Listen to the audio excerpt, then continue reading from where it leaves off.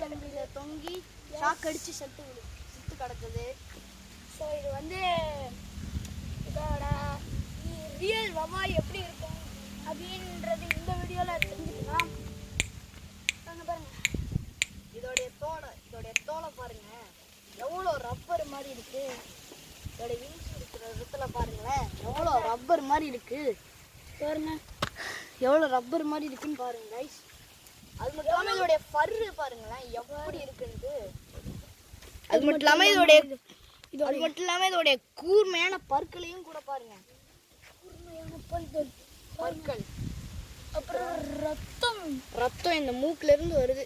தலைகீழ தொங்குனதுனால ரத்தம் மூக்குல இருந்து வரதுனால ஒன்றும் பண்ண முடியல. அப்புறம் இதோடைய விரல் பாருங்களேன் எவ்வளோ